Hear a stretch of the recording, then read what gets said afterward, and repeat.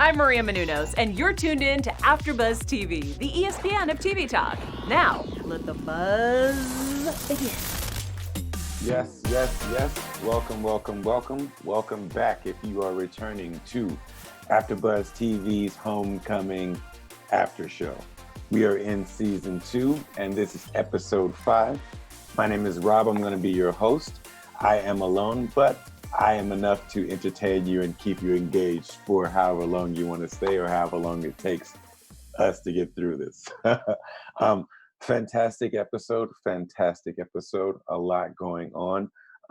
We're going to be unpacking a lot of things here. And as always, if you guys haven't watched this episode, if you're here, most likely you watch this episode. But in the event that you haven't watched this episode, I ask you to leave and always give a courtesy countdown of 5 seconds. 5, 4, 3, 2, 1. Let's get into it. Spoilers are coming. So on this episode of Homecoming, season 2, episode 5, this episode was named Meters. And I like that name, and it pays off later on in the episode, but I'll get into that in just a little bit. So there are going to be 3 talking points that I will go through here, as always, on our AfterBuzz TV after shows. The first point, the topic that I will go over will be the con, part 1. The con, part 1, yes. The second part, the Department of Defense takeover. Yes, the Department of Defense definitely took over everything here, but I'll get into that. And slash the DOD takeover slash how the mighty have fallen. Fantastic moment for me. My heart was just jumping out of my chest when I saw this happen. And the con part 2.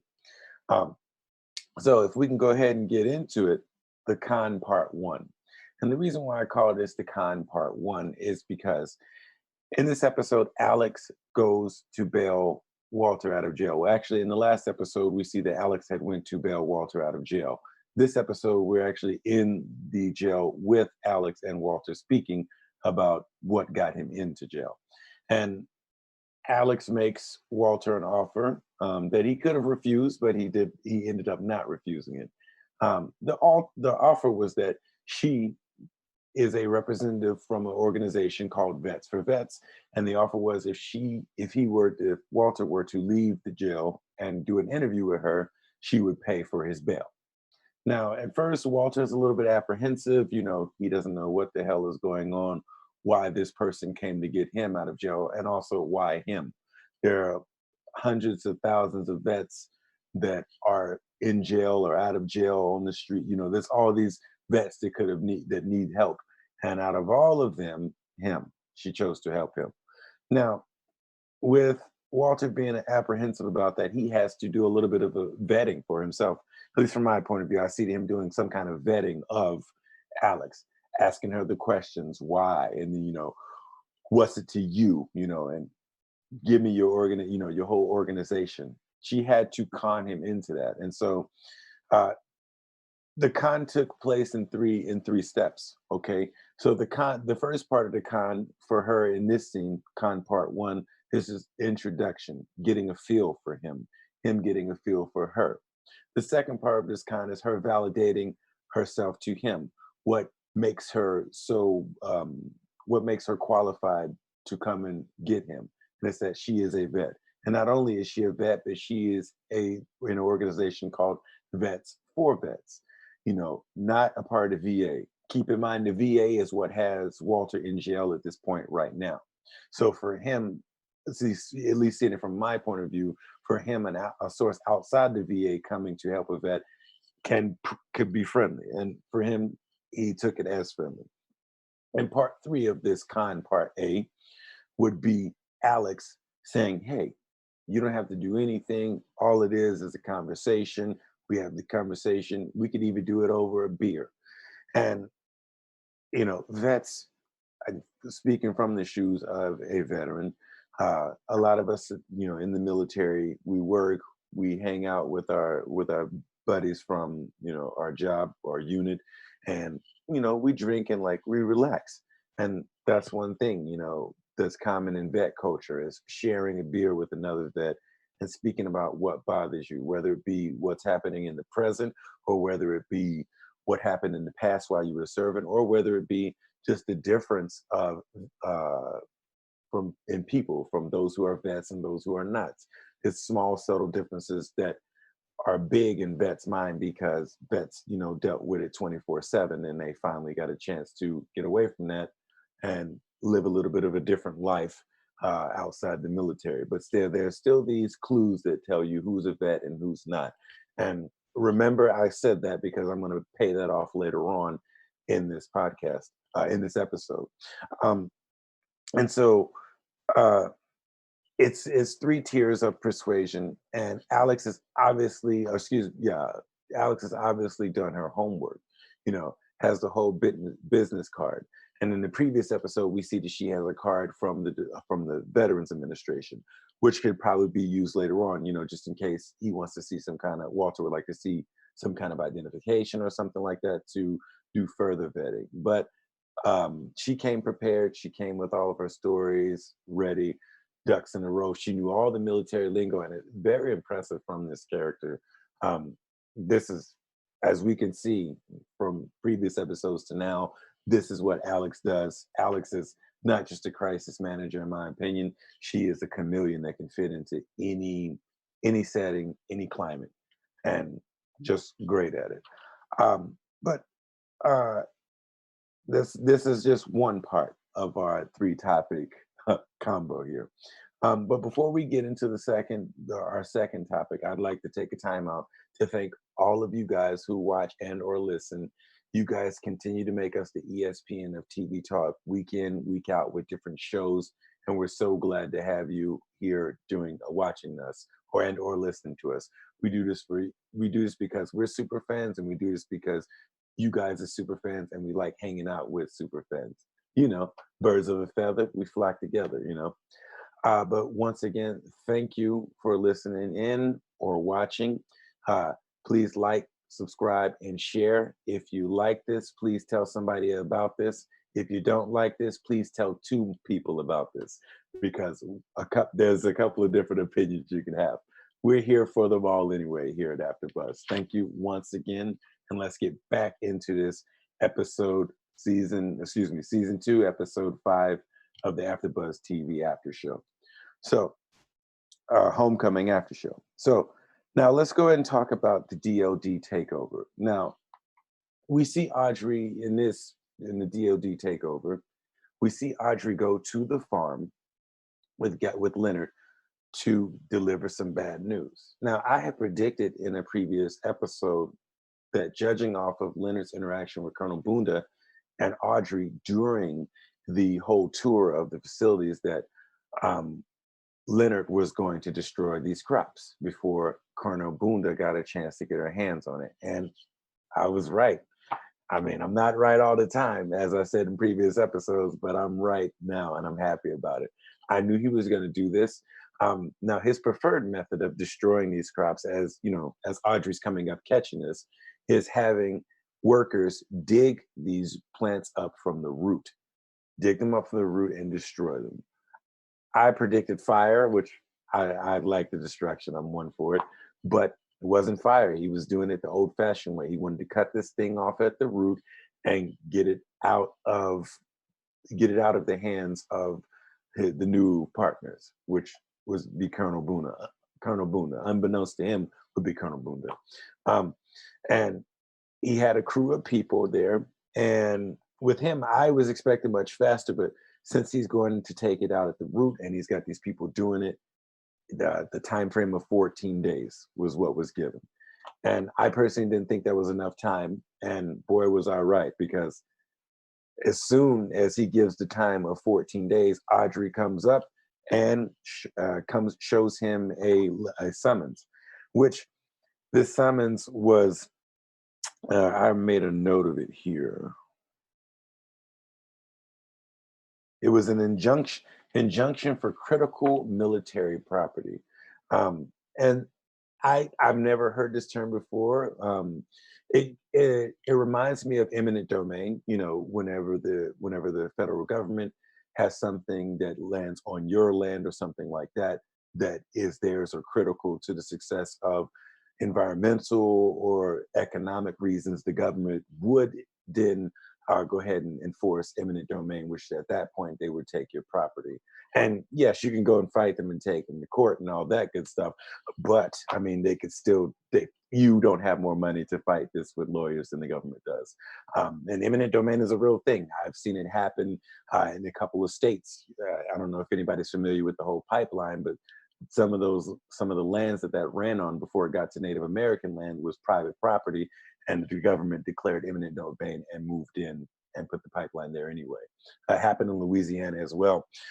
But with this, with the whole critical military property, uh, in this whole injunction, you see that not only is it a crime for anyone to tamper with it, or for the business who owns this to tamper with it, but it's a crime for the business to even hire people to tamper with it. So if the people were to dig up the property, they themselves would go to jail. And so with Geist seeing that, Leonard Geist did not like that and decided, no, he's going to work on this himself and risk going to jail, because that's how much he feels about it. That's how passionate he feels about it. And it's honestly good to see someone with that much passion. But his character's been set up to have this kind of passion. He's different. He's not like the Suits. He's the guy, he's the farmer in the field, dirt under his fingernails. For him, this is about the plants themselves, nothing else. Forget all the profits and all that good stuff.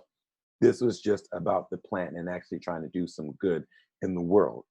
And Dice seeing once again an opportunity to do good, destroying the product. And when he's told that people will go to jail if they help destroy the product, he decides to fall on the sword himself and martyr himself for the cause. That's very admirable. Not many people would do that. That's just people who are dedicated to a cause and they love it. Um, but yeah, that happens, and then from there, we see we leave the DoD takeover, and we switch over the slash we had, because remember in the beginning when I was discussing the topics, I had the DoD takeover slash how the mighty have fallen. Now we're at the point where we're at that slash, and we're going to start talking about how the mighty have fallen. Now we see Audrey. Audrey is now the new boss.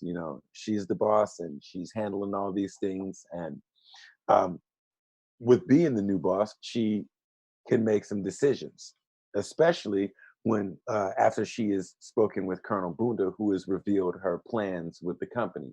Now, Colonel Bunda has vision. Don't get me wrong. Audrey had vision too. And so Audrey and Colonel Bunda working together is really cool here, because Audrey already wanted to take it to the next level, not Colonel Bunda. Bunda wanted to go further than that. She wants to take it to the next galaxy, to the next realm, to the next reality. She wants this pretty much to be a household name. She wants to sell it to whoever wants to buy it. And she mentioned if kids have a bad day in school, some kind of act of violence, this could help them forget about it. Over in other countries, if there's atrocities, war atrocities happening, this could help the civilians who are casualties forget about it. And that's where Colonel Bunda was going for. Colonel Bunda is ready to go to the next level. And it's not just her, it could potentially be the government. Because as we can see in this series and in other series and also in our own lives, some of us would feel that, money is one of the biggest important factors of the world and life itself and many economies. I mean, it really is. Uh, and so I like how the directors and writers here are using what we as a viewer feel is common knowledge and contrast it with the characters who also feel that it is common knowledge. So we have a nice merge of fact and fiction for the purposes of entertainment and telling a really great story here. And yes, I think it works completely. Um, but once Colonel Buna reveals the plans to Audrey to make this bigger than it was, this bigger than it is, this gives Audrey a whole new sense of purpose and vigor. And Colonel Bunda told her to like, hey, let's do something like this. Let's start a party. Let's bring in some investors. Let's bring in people to tour this place and bring the crazies in. Let's bring the crazies in. So I like Colonel Boone's plan, and I think it's fantastic. But I'm glad that Colonel Boone did came up with this plan because now it gives Audrey to go and get a little bit of payback. And I mentioned this in earlier episodes that I would love to see Audrey get some payback with those douchebag bosses, also with her other female counterpart that's really bad for women, some would say. Uh, who really just coddled her when it came to supporting, not really helped, but just coddled her, gave her a pacifier, if I may, to keep the baby from crying. And I thought that was wrong, and I was hoping we get some I hope Audrey got some payback, and now she did. Because in this particular part of the episode, you get to see Audrey, okay, putting everything together for this party. But Audrey, being the boss, no longer has to put together. She can manage and delegate tasks, and even micromanage if you want. And I hope she doesn't do micromanaging. I've had a boss that micromanage, and it's never fun. Um, but with Audrey delegating these tasks, really cool for me. You get to see the d bag guy who completely dismissed her before. Now he's the one setting up the party. You get to see the female counterpart who acted like an ally but wasn't really an ally. And Audrey straight up tells her, "You're gonna have to change your personality, or you're gonna have to hit the door." And that right there is satisfying. And the reason why it's so satisfying is because the female that she said this to, didn't even have any words after that, because she knew exactly what she meant, and she knew exactly what she was doing the entire time. And I love to get to see some justice every now and then. And here we are, sweet justice. I just wish that other guy, there was another D bag that I talked about in the previous episode who walked through and went along with the slogan that the other guy had for the billboard. And I wish he would have been a part of it too. You got to get them all. You can't just get two out of the three musketeers. You got to get all three musketeers. But for this time frame, I'm just glad that it happened. Um, but also, there's some details that make even more sense while we're in this office, because we get another scan of the office. We get to see all these. We get to see all of these the things she has set up in office, the pictures of Alex here, her paperwork, and then one key detail that I noticed is that after the whole thing with the party goes, once she delegates the task for the parties, um, one of them asks, "What can I do to help right now?" And Audrey says, "You can go downstairs and get those rollers." Now, in previous episodes, I brought up the point, and others, and Kelsey as well. Okay, these products that are up in the office, they're normally not there. That's something that's in another part of the business. And for me, I was saying that whenever you see products up in the office, it's normally for either some kind of giveaway, promotion, or just for samples for the office. You never see those. And that, I believe, was a very highly sensitive item. So why would it be in the office? It's one of those things in my mind that shouldn't have been. And here we are now learning why it is there, and it shouldn't have been there. Um, but I just love how, and I'm pretty sure you guys at home and or listening are seeing some of these plants and payoffs. Um, really good stuff. And the super fans like me and you guys watching and listening will notice these kinds of stuff. So please, definitely let us know what you think about all this, because I have a feeling we have more plans and more payoffs coming. So if we could go to the next point, the con part two. Once again, the con part two. Now, I've called this the con part two because the con number one got Walter out of the jail and into the bar. Con two is keeping Walter in the bar to give up the information to Alex. And I must say, I wrote down that um, Alex is just a master at work, and she's brilliant at keeping her cover. No, and the reason why I say she's brilliant and keeping her cover is because there was a conversation, and I know this once again, military vet. Whenever vets are having conversations and they don't know each other and they start talking about their jobs or anything that they're talking about in life, the common question of what was your MOS will come up. And for those who aren't military, who know nothing or novice with military information, an MOS is your job.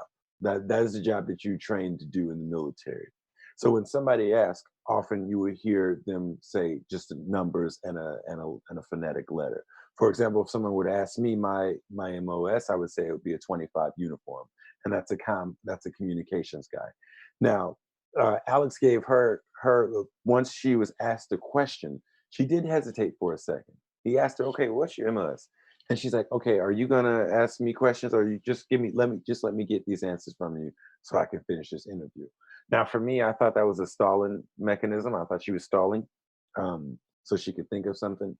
But I don't know. Alex is she's such a master manipulator, and she knows how to read a subject so well that I don't even know if this was I don't know if she was caught or if she was just okay trying to take some of the power from him for a second to give it back to herself. I don't know. It's just she's such a master manipulator. I don't know her game here because we haven't seen it. We've seen it a little bit of in action, but we haven't seen the full extent of it until right now. So I don't know. But after she explains to him, okay, I was this job, which is some type of artillery. And then she explained, okay, I was here, I was the only girl in the unit, they had me doing this and all these things. And she says all the right things, she presses all the right buttons and hits all the right notes because from this point, Walter is in. He's in and he's believing and he starts to open himself more.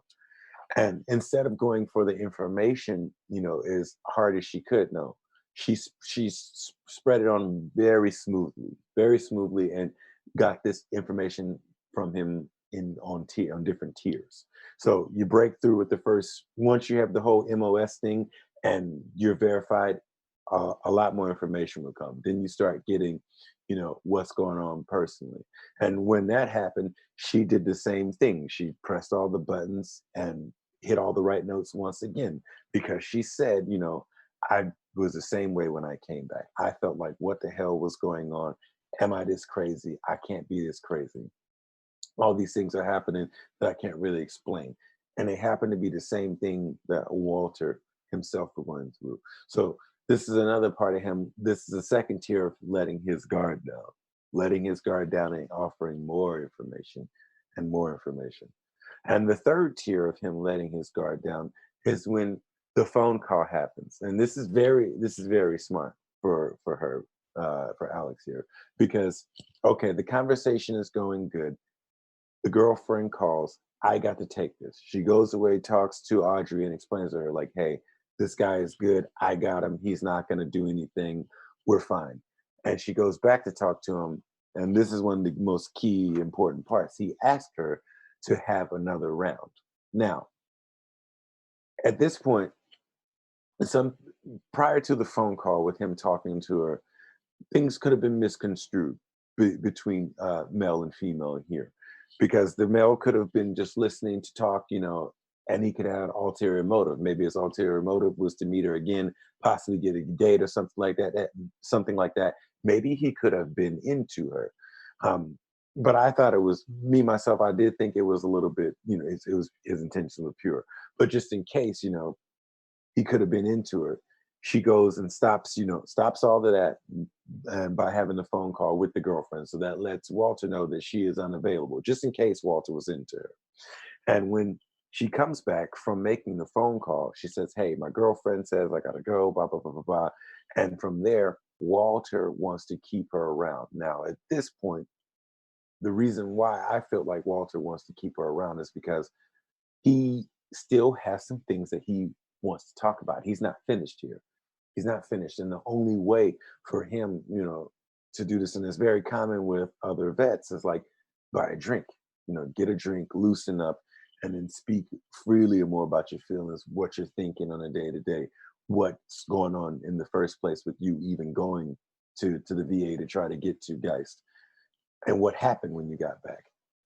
And we see more manipulation. We see more manipulation. Now we have him talking about how he is going to go down to the place to try to get answers. And Alex is just trying to dismiss this and it's okay, you don't want to do that. This is why I got you out here out of jail in the first place, were you trying to do this? And this was, in my opinion, uh, when someone says something like this, they're not doing it, they're not asking for permission, they're not asking that you get involved. They're not doing it because they're like fearful. They're telling you that they're going to do something. And at this point, you just have to listen. There is no talking. And this is why the ending of this meeting went a little bad. And the reason why this meeting went a little bit, the end of it went bad, is because instead of listening here, Alex started trying to talk Walter out of it. She shouldn't have done that. She shouldn't have done that because now it makes Walter think that she doesn't have her back and now that she has an ulterior motive. That messed up everything. If she would have just, okay, yeah, you're going to do this, I don't think that's a good idea. Maybe she could have got his information, got his number so she could like speak with somebody to go and cut this off and prevent him from doing that. But instead, try to push back. You can't push back when someone is speaking to you this way because they had already made up their mind what they're going to do. And there's yeah, I just didn't think that was going to work right. And I knew that it was going to end with that kind of outburst because he had been calm the whole time they were meeting.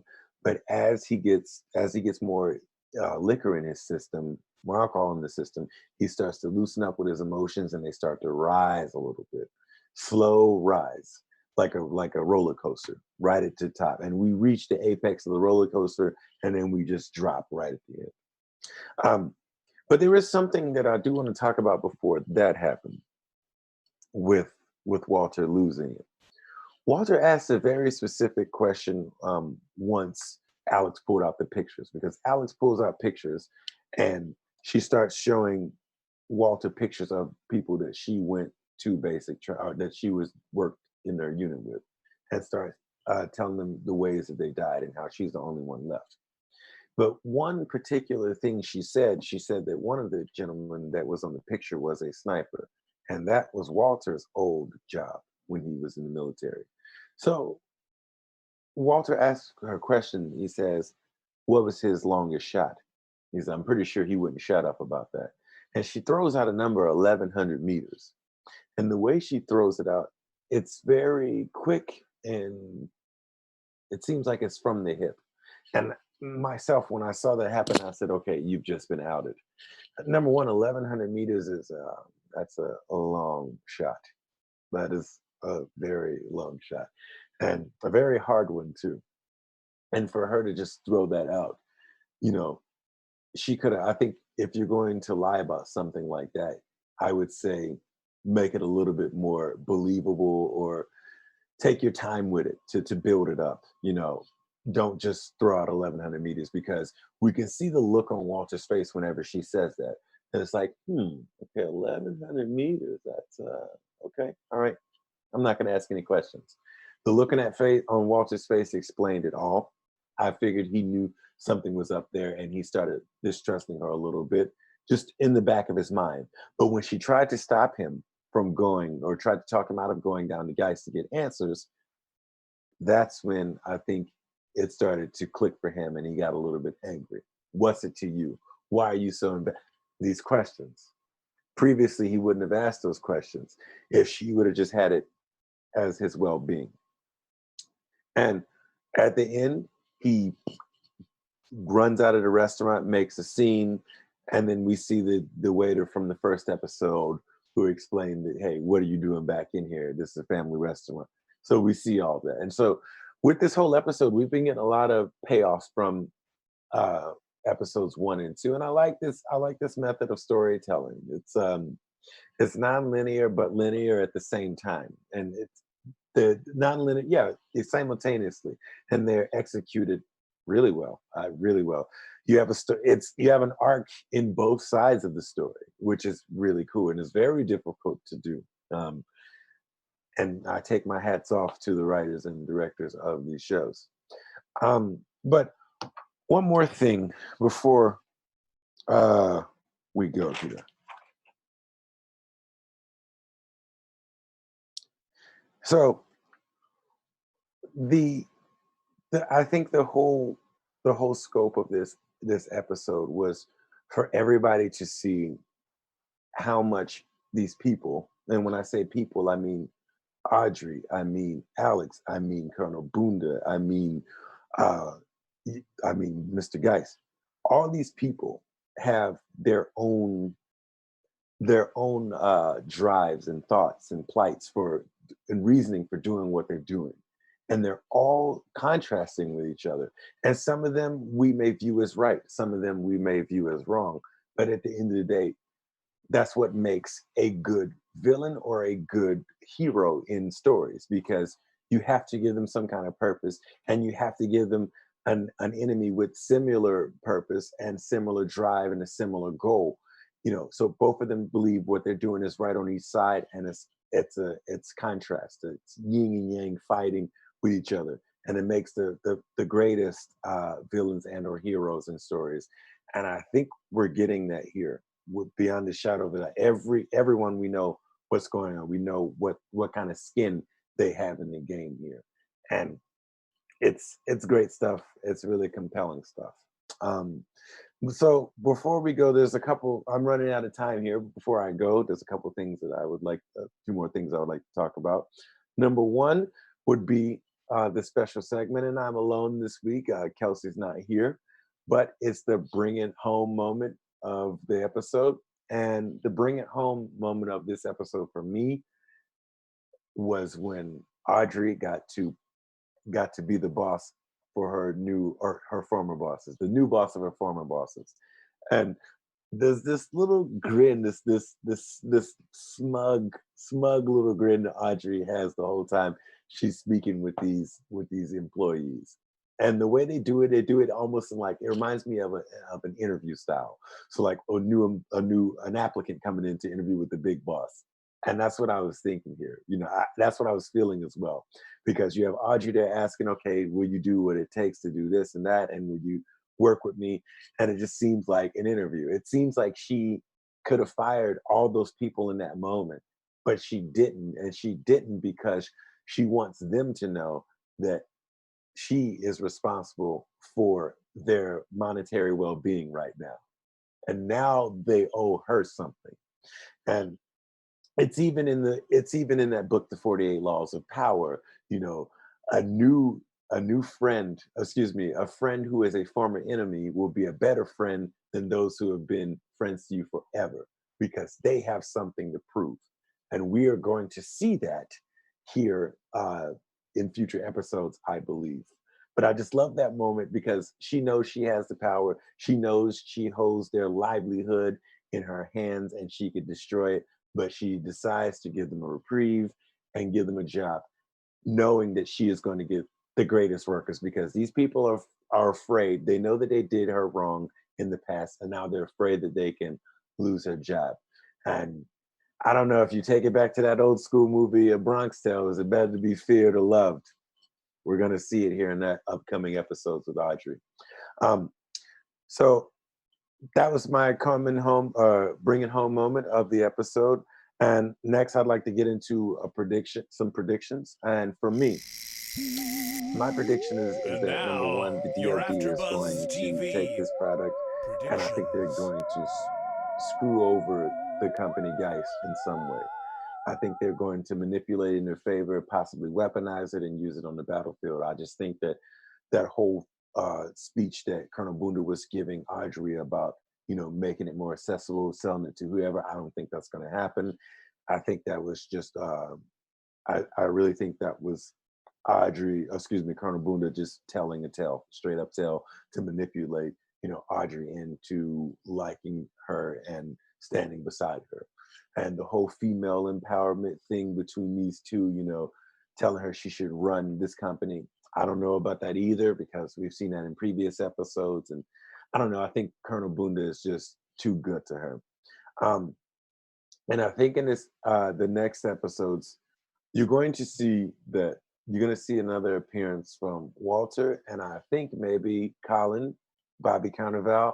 I think we're going to see appearances from those two guys again, and I think this is all going to come to a head here in the future episodes. Everything that we've seen, all these little plants and payoffs, I think we're going to see them again. And for some reason, I feel like uh, Leonard Geist is going to, I think he's going to die. I just have that feeling. I feel like something bad is going to happen to him. I don't know. It just seems from this episode. Maybe because he was just going against the grain of you know what was happening there. But I think that something is going to happen to him, and uh, hopefully I'm right. I love being right. I've been right a couple times, and I hope I can keep that going. But we're not always right. Sometimes we're wrong. But for you guys who are listening and or watching it, you are right. You're doing the right thing. And I thank you for coming in to watch us and listen to us. Thank you for being super fans of the show. And thank you for hanging out here through the whole episode, even though I was alone. I appreciate it once again. In the meantime, in between time, you can find me on Instagram. That's at Rob Stelo, ROBSTEELO. Please invade my DMs with any tea, comments, concerns, or predictions you have. And if they're interested enough, we will put them on the show here. Thank you once again, and we will buzz you later. Our founder, Kevin Undergaro, and me, Maria Menounos, would like to thank you for tuning in to AfterBuzz TV. Remember, we're not just the first, we're the biggest in the world, and we're the only destination for all your favorite TV shows. Whatever you crave, we've got it. So go to AfterBuzzTV.com and check out our lineup. Buzz you later. The views expressed herein are those of the hosts only and do not necessarily reflect the views of AfterBuzz TV or its owners or principals.